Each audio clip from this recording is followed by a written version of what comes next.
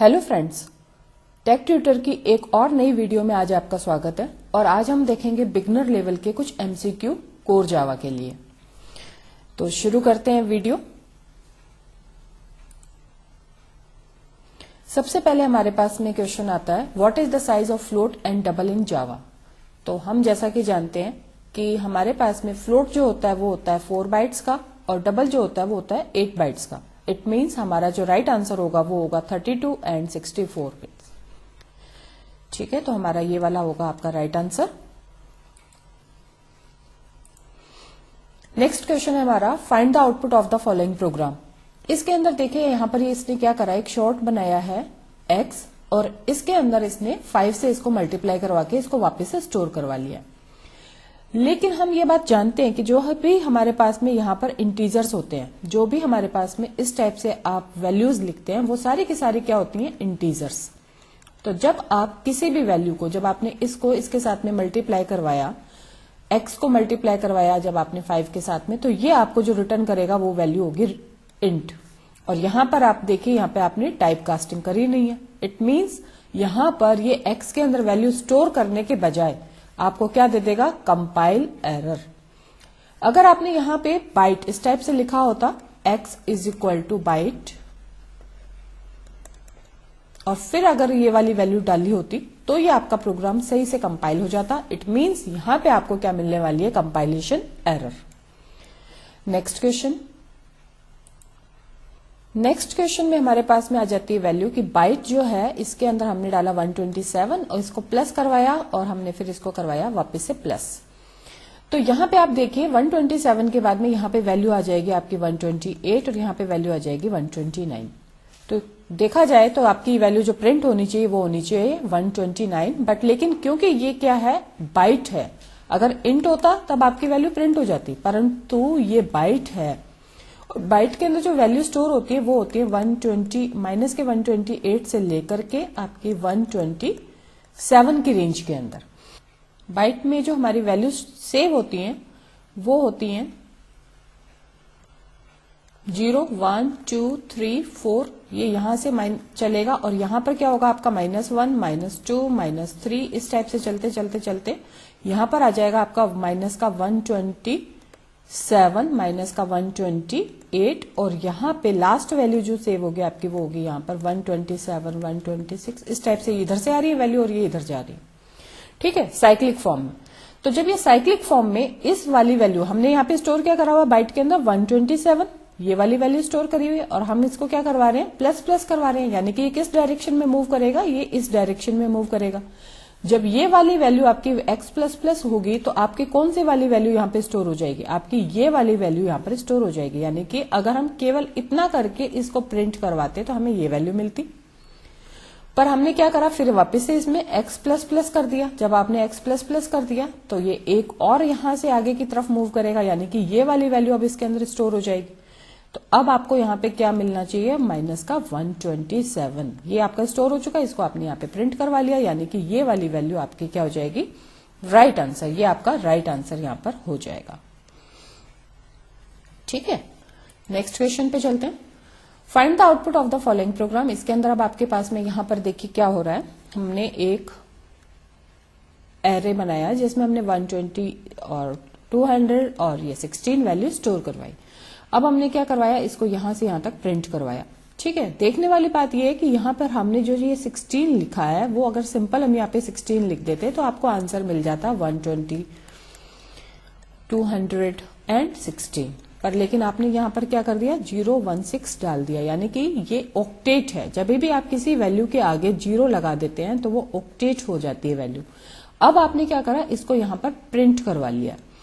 तो प्रिंट करते समय ये क्या करेगा, ये 120 200 में इनमें कोई दिक्कत नहीं आएगी। प्रॉब्लम जो आने वाली है वो आने वाली है आपके ऑक्टेट वैल्यू के साथ में। क्यों, क्योंकि आप जो यहाँ पे प्रिंट करवाते हैं तो वो किस में प्रिंट होता है, वो होता है आपका डेसिमल में, वो होता है डेसिमल में, और ये वाली वैल्यू जो है वो क्या है, ऑक्टेट में। तो इट मीन्स हमें क्या करना पड़ेगा, इस ऑक्टल वैल्यू को कन्वर्ट करना पड़ेगा डेसिमल में। कैसे करेंगे हम इसको कन्वर्ट करने का जो तरीका रहता है हमारे पास में, हमें पता है कि अगर हमें 16, इसका जो हमारे पास में बेस है वो क्या है, ऑक्टेट है, और इसको हमें कन्वर्ट करना है किसमें, डेसिमल में। अगर हमें ये काम करवाना है तो हमें क्या करना पड़ता है, हमें यहां से राइट हैंड साइड से इसको मल्टीप्लाई करवाना पड़ता है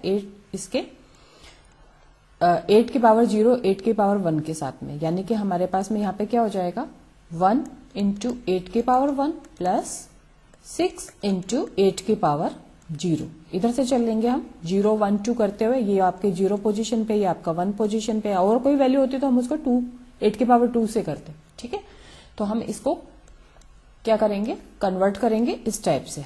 तो इसकी क्या वैल्यू आ जाएगी, 8 की पावर 1 की वैल्यू हो गई 8 प्लस यहाँ पे 8 की पावर 0 की वैल्यू होती है 1, तो 6 इंटू 1 आपका क्या हो गया 6। तो ये वाली वैल्यू आपकी क्या निकल करके आ गई, ये वैल्यू अब निकल के आ गई 14। तो यानी कि ये जो वैल्यू हमने यहाँ पर स्टोर करी है ये वाली, इसको ये सेव करेगा एज ए 14। तो आपको क्या वैल्यू 120 आपको मिल जाएगा, यहाँ पे 200 मिल जाएगा, पर ये आपको नहीं मिलने वाला, इसकी जगह आपको मिलेगा 14। तो ये देखिए हमारे पास में ये रहा इसका राइट आंसर। तो हमारा ये वाला आंसर यहां पर सही हो जाएगा। ठीक है, नेक्स्ट क्वेश्चन की तरफ बढ़ते हैं। When array is passed to a method, what does the method receive? तो हमें पता है यहाँ पे जो सारी चीजें होती हैं ऑब्जेक्ट के फॉर्म में होती हैं। ठीक है, तो आपको क्या मिलने वाला है, यहाँ पे इसका रेफरेंस मिलने वाला है। जब भी आप किसी मेथड में एरे को पास करेंगे तो आपको क्या मिलेगा, उसका रेफरेंस यहाँ पर मिलने वाला है। ठीक है, I think this is clear. When is the object created with a new keyword? कब आपका ये जो है न्यू कीवर्ड के साथ में क्रिएट होता है ऑब्जेक्ट, तो हमें पता है ये हमारा रन टाइम पर, जब आपका रन टाइम होता है उस समय ही आपके नए जो ऑब्जेक्ट होते हैं वो क्रिएट होते हैं। कंपाइल टाइम पर ये चीजें क्रिएट नहीं होती हैं। ठीक है, identify the correct definition of a package. अब देखिए हमारे को पता है कि हम जावा के अंदर हमारे पास में क्या होते हैं, क्लासेस होती हैं, जिनको हम क्या करते हैं पैकेज के अंदर, अगर हमारे पास में इस टाइप से मल्टीपल क्लासेस हैं उनको हम क्या करते हैं एक पैकेज में डाल सकते हैं। जैसे कि आपके पास में java.lang, java.util इस टाइप के पैकेज ऑलरेडी रहते हैं। लेकिन अगर आप यहाँ पे मल्टीपल इनहेरिटेंस करना चाहते हैं तो हम यहाँ पर क्या कर सकते हैं, क्लास के अंदर क्लास मल्टीपल्स को नहीं ले सकते। यानी कि अगर आपने एक क्लास ली और आपने क्या कर दिया, उसको एक्सटेंड्स बी कर दिया, क्लास ए आपने एक्सटेंड्स बी कर दिया अगर, तो ये इसके अंदर पॉसिबल होता है। यहाँ पर ये क्या हो जाता है, आपकी क्लासेस तो बन गई यहाँ पर इस टाइप से, लेकिन अगर यहाँ पे एक्सटेंड आपको एक और लिखना है सी, तो वो आप नहीं कर सकते। इन दैट केस हमें क्या करना पड़ता है, इंटरफेस बनाना होता है।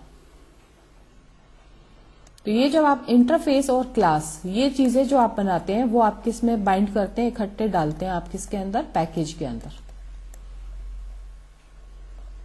पैकेज के अंदर।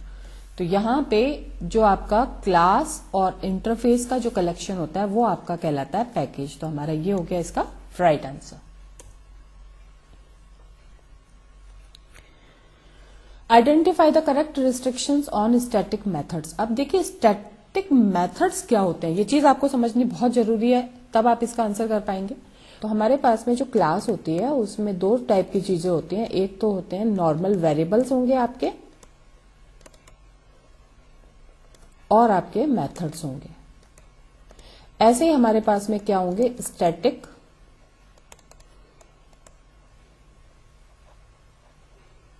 वेरिएबल्स होंगे, और हमारे पास में क्या होंगे, स्टैटिक मेथड्स होंगे। ठीक है, ये जो वेरिएबल और मेथड्स होंगे, जब आप इसके कोई भी ऑब्जेक्ट बनाएंगे, जैसे कि यहां पर आपने बनाया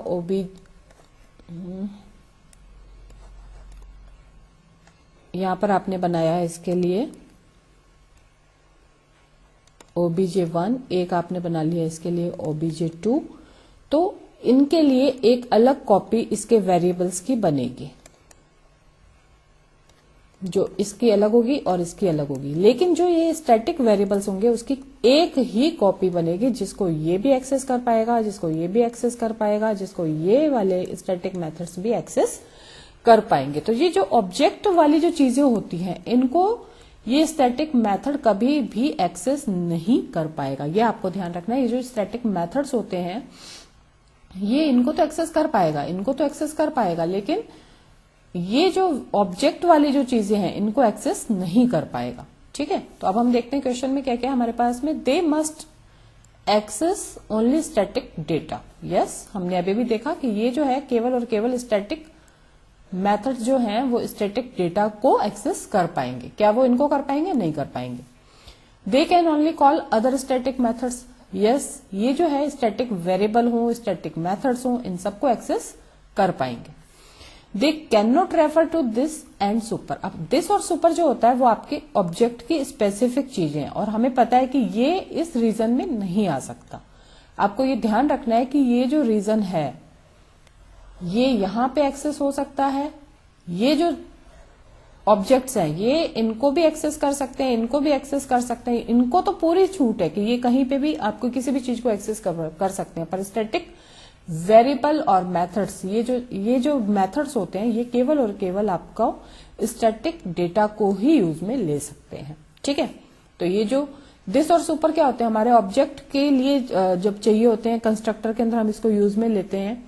सुपर किसको? पेरेंट क्लास के लिए होता है, और दिस किसके लिए होता है? खुद की क्लास के लिए होता है ना, सेल्फ क्लास के लिए होता है। तो ये जो है इसको नहीं कर सकते, तो यहां पर भी यही लिखा है कि हाँ नहीं कर सकते, यानी कि ये स्टेटमेंट भी आपका क्या है? सही है।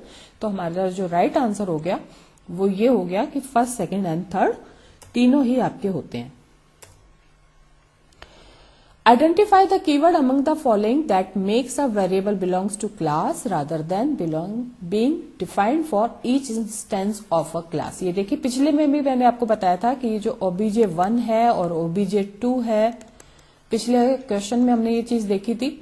ये क्या कर सकता है? आपके स्टैटिक को यूज कर सकता है, और जो स्टैटिक होती हैं चीजें उनकी एक ही कॉपी बनती है, ओनली सिंगल कॉपी जो है वो आपकी बनती है। इसमें अगर वेरिएबल a होता तो यहाँ पे a की वैल्यू सपोज 5 है, यहाँ पे a की वैल्यू आपकी क्या हो सकती है? सपोज 10 हो सकती है इस ऑब्जेक्ट के लिए, क्योंकि इनकी जो कॉपी बनेंगी वो अलग अलग बनेंगी। पर जो स्टैटिक है, लाइक मेरे पास अगर C स्टैटिक होता तो ये इसकी कॉपी में अगर मैंने यहाँ पे 5 डाल दिया, इट मीन्स OBJ2 भी अगर जाकर के इसको चेक करेगा तो वो उसको 5 ही मिलेगा। ठीक है, तो ये जो स्टैटिक वर्ड है उसके थ्रू हम ये काम कर सकते हैं। ये हो गया आपका राइट आंसर।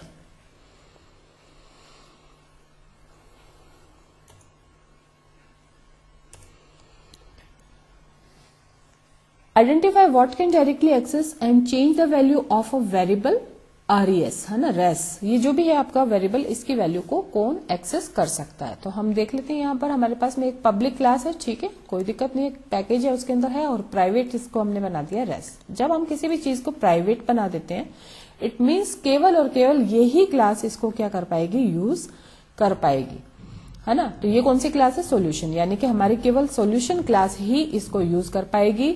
बाकी आपके सारे आंसर हो गए गलत, इसमें ये वाला आंसर आपका हो गया सही। ठीक है, thanks for watching my video. मिलते हैं नेक्स्ट वीडियो में। और हमारी कॉन्टेक्ट डिटेल्स इस प्रकार आपको यहाँ पर दे रखी हैं। और इसके साथ ही अगर आप कोई कमेंट करना चाहते हैं, आप चाहते हैं किसी चीज पे मैं आपके लिए वीडियो बनाऊं, तो प्लीज प्लीज प्लीज कमेंट कीजिए, मेरे को बताइए कि आप किस जावा के किस टॉपिक पे वीडियो चाहते हैं। Thank you.